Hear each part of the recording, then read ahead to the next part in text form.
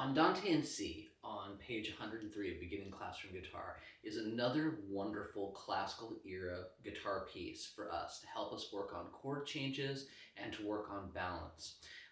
What's cool is that this piece uses a limited number of chord shapes, mostly based around the C major chord, and it provides us with a practice in playing a loud melody in a chord form with a de-emphasized or quiet pedal tone. And the pedal tone is always a repeated note that in this instance is in an inner voice. Let's quickly review the three chords that we're going to use in this piece. And there really only are three chord shapes: the C chord, the G chord, and the G7 chord. Those three shapes really comprise the majority of chords in this piece. Take a moment, familiarize yourself with those chords, and then we'll move forward.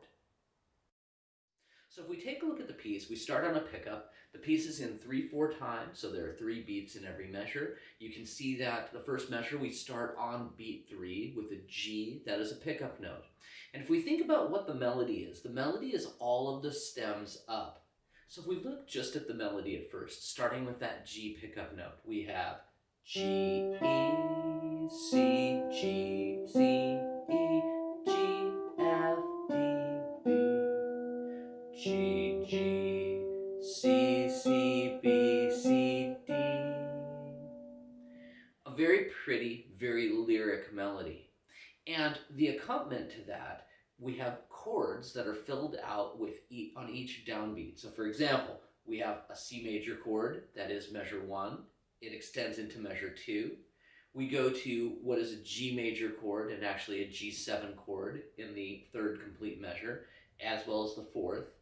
Then we go back to C, we go back to G. So it really does bounce back and forth just between two different chords. The interesting thing is this middle voice. And the middle voice occurs at the end of the first phrase, which happens at the beginning of the second line. We have a B and a D, which is an outline of a G chord. And then we have this low G note, which isn't part of the melody, but instead is part of the accompaniment. So we have the first phrase,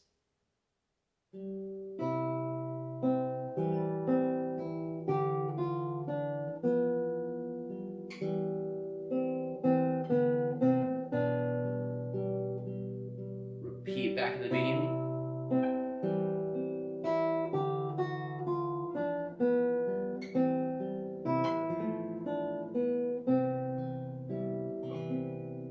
the second half, starting on a G7 chord, the melody goes G, F, F, E, E, D, D, C, C, B, D, C, E, D. And then it reprises the beginning again. So the next section, we fall back into this chord shapes. Again, they're chords that we've used before. A G7, C, G7, C. G, C, G. The second half, slowly.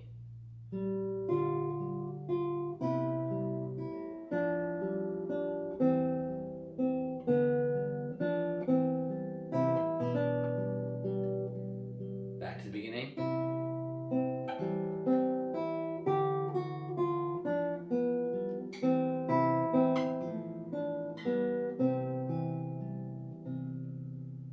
As you practice the piece, be certain to bring out that top note, that melody, and if you need to, separate it as I did. Hear the melody all by itself, and then put it back into the context with the chords and the accompaniment, and that way you can continue to bring it out.